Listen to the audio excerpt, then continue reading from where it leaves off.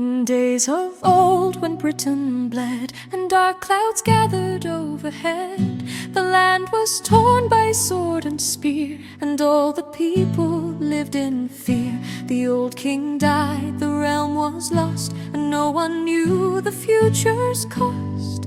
But Merlin wise, the wizard grand, had drawn a plan to save the land. Deep in a stone by magic bound, a mighty sword was strangely found, and written there in letters bright, who pulls this out is king by right. The strongest knights from far and wide all tried to stir the steel with pride. They pulled and strained with all their might, but not a single inch took flight.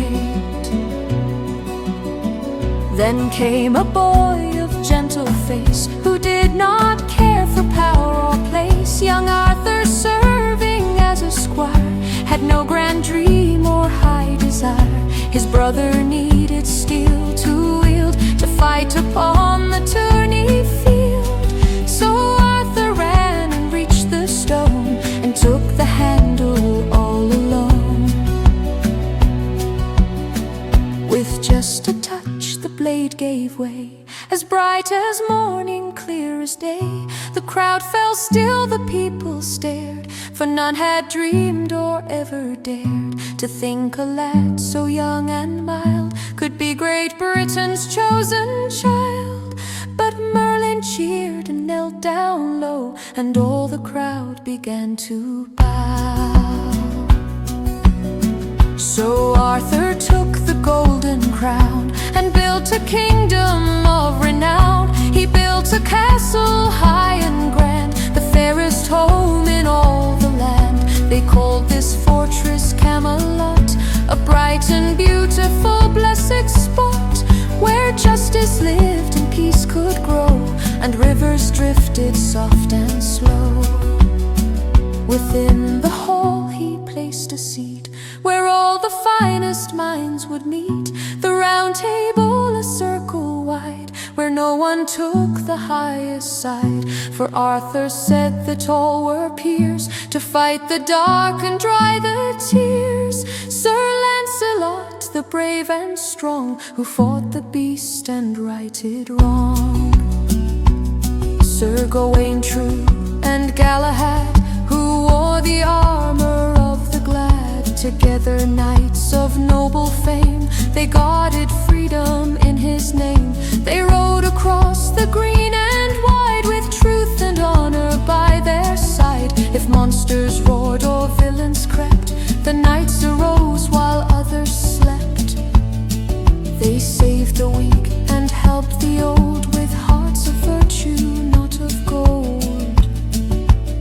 From Lady of the Lake so blue, another sword was given to Excalibur of magic born, that flashed like lightning in the morn. Its scabbard kept the king from harm, and blessed his strong heroic arm. With Guinevere, his lovely queen, the fairest lady ever seen. The kingdom flourished full of light, through many a long and happy night. But shadows fall on even kings, and time a bitter sorrow brings. A nephew born of spite and hate began to twist the threads of fate. Sir Mordred sought the golden throne, and wished to make the realm his own. He whispered lies in every ear, and filled the happy land with fear. The knights were split, the table broke, as war arose in fire and smoke. On Camland field the banners flew, where oldest friends each other slew. The clash of steel, the bitter cry, beneath a grey and weeping sky. King Arthur fought with all his heart, to keep his crumbling world apart. He faced the traitors, striking deep, to put the wicked prince to sleep. But Mordred's blade was swift and unfair, and cut the king through chilly air. The battle won, the cost was high, the noble king was left to die. He called his last remaining knight, to end the final fading fight.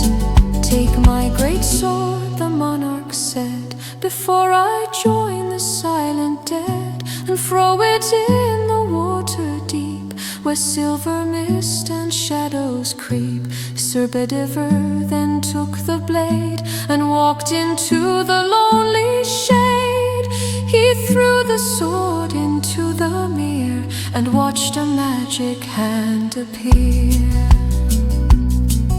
A lonely boat came through the white to take the king into the night, to Avalon, the island blessed, where weary souls may find their rest. They say he did not truly die, but sleeps beneath the quiet sky. And when the kingdom needs his hand, King Arthur will return to save the land.